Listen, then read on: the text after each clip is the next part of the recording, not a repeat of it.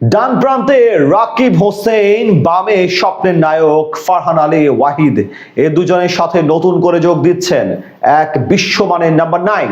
দক্ষিণ এশিয়ার তো বটে, এশিয়ার অন্যতম সেরা আক্রমণ ভাগ তৈরি করছে বাংলাদেশ ফুটবল দল। আগামী সাফেই দেখা যাবে বিশেষ চমক, একাধিক নতুন তারকাকে নিয়ে সাফে। তবে কেমন হতে চলেছে বাংলাদেশের আক্রমণ ভাগ, তাই নিয়ে বিস্তারিত এই রিপোর্টে। মাত্র কয়েক লাখ জনসংখ্যার দেশ ক্যাপ ভার্দে প্রথমবার বিশ্বকাপে অংশ নিয়েই নকআউট পর্ব খেলে ফেলেছে। ডিআর কঙ্গো কিংবা হাইতির মতো দেশ বিশ্বকাপে কোয়ালিফাই করে, সেখান থেকে 18 কোটির বাংলাদেশ কেন নয়? তেমনি নতুন স্বপ্ন নিয়ে থমাস ডুলির অধীনে এগিয়ে যেতে চাচ্ছে বাংলাদেশ, যেখানে সবচেয়ে বড় আস্থার নাম প্রবাসী বংশোদ্ভূত ফুটবলাররা। তবে এত কিছুর মাঝে বাংলাদেশ দলের সবচেয়ে বড় চিন্তার কারণ আক্রমণ ভাগ। মিডফিল্ডে হামজা চৌধুরী, সমিত সোমরা যোগ দেওয়ার পর অনেক বেশি শক্তিশালী হয়ে উঠলেও আক্রমণ ভাগে গোল মিসের মহড়া এবং প্রপার নাম্বার 9 ও 10 এর অভাব ভীষণভাবে ভোগাতে দেখা যাচ্ছে বাংলাদেশ দলকে।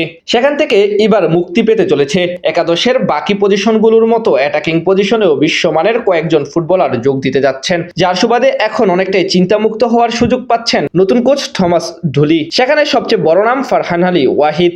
হামজা চৌধুরীর পর বাংলাদেশের সবচেয়ে বড় স্বপ্নের নায়ক বলা হয় তাকে। মাত্র 19 বছর বয়সে ইংলিশ লিগে নাম কামিয়েছেন তিনি। সব ঠিক থাকলে রিয়াল মাদ্রিদের প্রাক্তন কোচ আলভারো আরভেলোয়ার অধীনে ইংলিশ প্রিমিয়ার লিগে সুযোগ আসতে পারে ফারহানের কাছে, যেটি বাস্তব হলে দক্ষিণ এশিয়ার দ্বিতীয় ফুটবলার হিসেবে এই ইতিহাস গড়তে পারবেন তিনি। ফারহান মূলত একজন লেফট উইঙ্গার, তবে লেফট মিডফিল্ড পজিশনেও খেলার দক্ষতা রয়েছে ফারহানের। দ্রুত গতির সাথে আছে ড্রিবলিং করার দক্ষতা। তাছাড়া প্রতিপক্ষ ডিফেন্স ভেঙে গোল মেকারেও দারুণ পারদর্শী তিনি। বাংলাদেশের নম্বর 10 অভাব পূরণ করতে ফুলহাম এফসির এই তারকা হতে পারেন সবচেয়ে বড় সমাধান। ফিফার আগামী উইন্ডোতেই অভিষেক হতে পারে তার সাথে রাইট উইং এ আস্থার নাম দেশসেরা স্ট্রাইকার রাকিব হোসেন। বর্তমানে বাংলাদেশের অন্যতম ধারাবাহিক পারফর্মার তিনি। গতির সাথে তার কাট করে প্রতিপক্ষ ডিফেন্স ভেদ করার সক্ষমতাও রয়েছে। সাফে দেশীয়দের মধ্যে অন্যতম গুরুত্বপূর্ণ সদস্য হতে পারেন রাকিব। তাদের সাথে সবচেয়ে স্বস্তির খবর হলো জায়ান হাকিমকে নিয়ে। এই মুহূর্তে বাংলাদেশ দলে উইঙ্গারের পাশাপাশি একজন নম্বর 9 খুব বেশি প্রয়োজন,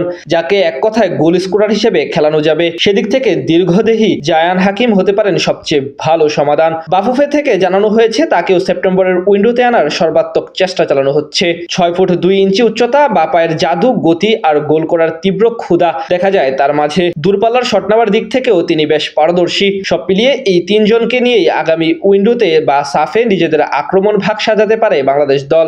এর মাঝে ফাহমিদুল ইসলাম, আলোচিত ট্রেবুল ইসলামরাও আছেন ব্যাকআপ হিসেবে। সব মিলিয়ে বলা চলে মিডফিল্ডের সাথে এবার জাতীয় দলের ফরওয়ার্ড পজিশনেও সমস্যা দূর হতে চলেছে তাদের আগমনে। আগামী সাফে যেটি ট্রফি জিততে বড় ভূমিকা রাখবে।